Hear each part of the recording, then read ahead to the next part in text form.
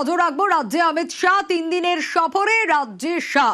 সীমান্ত নিরাপত্তা নিয়ে একাধিক বৈঠক রয়েছে এবং এই বৈঠক অত্যন্ত তাৎপর্যপূর্ণ। বৈঠকে যোগ দিতে উত্তরবঙ্গে মুখ্যমন্ত্রী শুভেন্দু অধিকারী।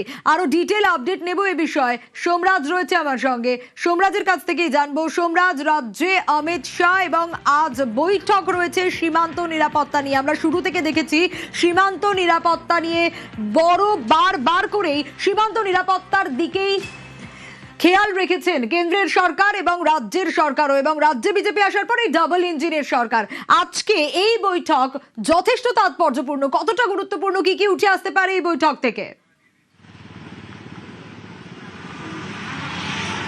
দেখো, সীমান্ত সুরক্ষাই অন্যতম নজর এবং সীমান্ত সুরক্ষায় জিরো টলারেন্স, আর সেই কারণেই আজকের বৈঠক যথেষ্টই গুরুত্বপূর্ণ। যে বৈঠক দুপুর 2টোর পর উত্তরকন্যাতে হবে। মোট 3টি বৈঠক করবেন কেন্দ্রীয় স্বরাষ্ট্রমন্ত্রী অমিত শাহ, কিন্তু তার মধ্যে যে বৈঠকে সবার নজর তা হচ্ছে সীমান্ত সুরক্ষায় কেন্দ্রীয় স্বরাষ্ট্রমন্ত্রী অমিত শাহ তিনি ফের কি নির্দেশ দেন।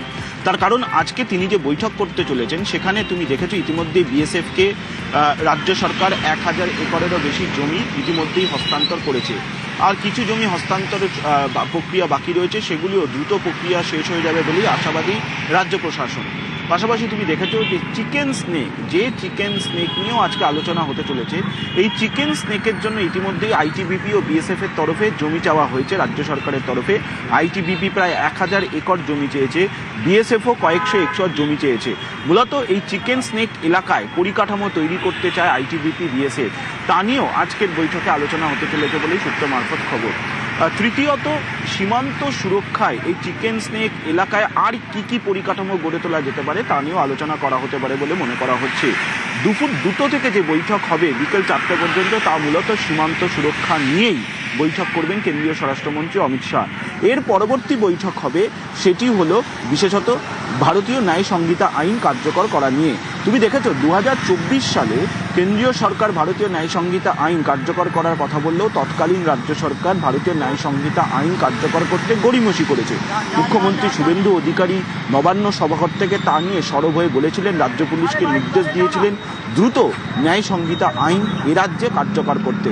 এবং তারপরেই রাজ্য পুলিশের শীর্ষ আধিকারিকরা প্রায় 1 মাস ধরে নিরলস পরিশ্রম করে এই ভারতীয় ন্যায় সংহিতা এই জায়গা থেকে জানতে চাইবো, এই বৈঠক তো যথেষ্ট গুরুত্বপূর্ণ, কারণ সীমান্ত সুরক্ষায় জিরো টলারেন্স বারবার বলা হয়েছে। আজ দিনভর কি কর্মসূচি রয়েছে স্বরাষ্ট্রমন্ত্রীর? দেখো, আজ দিনভর কিছুক্ষণের মধ্যেই তিনি শিলিগুড়ি বিএসএফ গেস্ট হাউস থেকে বেরোবেন এবং বেরিয়ে সরাসরি চলে যাবেন ভারত বাংলাদেশ সীমান্ত পরিদর্শনে। ভারত বাংলাদেশ সীমান্ত পরিদর্শনে তিনি পৌঁছে যাবার পর সেখান থেকেও বেশ কিছু প্রকল্প সূচনার কথা রয়েছে কেন্দ্রীয় স্বরাষ্ট্রমন্ত্রী অমিত শাহ। সেখানে দুপুর 1টা পর্যন্ত থাকবেন কেন্দ্রীয় স্বরাষ্ট্রমন্ত্রী এবং তারপর তিনি উত্তরকন্যায় পৌঁছে যাবেন। উত্তরকন্যায় পৌঁছে, যেটা বলছিলাম তোমাকে, পরপর 3টি বৈঠক করার কথা রয়েছে কেন্দ্রীয় স্বরাষ্ট্রমন্ত্রী, এবং তারপর রাত 8টা নাগাদ তিনি কলকাতার উদ্দেশ্যে রওনা হবেন। কলকাতায় আজ পৌঁছে আলিপুরের সৌজন্যতে তিনি থাকবেন এবং আগামীকাল আলিপুরের সৌজন্যতেও একাধিক বৈঠক করবেন কেন্দ্রীয় স্বরাষ্ট্রমন্ত্রী।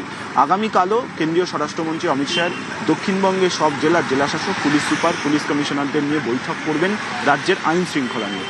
সেই বৈঠক করার পর ন্যাশনাল লাইব্রেরিতে একটি অনুষ্ঠানে যোগ দেবেন কেন্দ্রীয় স্বরাষ্ট্রমন্ত্রী। এরপর বিশ্ব বাংলা কনভেনশন সেন্টারে আমুল প্ল্যান্টের আনুষ্ঠানিক শিলান্যাস করার কথা কেন্দ্রীয় স্বরাষ্ট্রমন্ত্রী, এবং তারপর আগামীকাল সন্ধ্যেবেলায় দিল্লির উদ্দেশ্যে রওনা দেবেন। সোনিয়া। বেশ, সোমরাজ।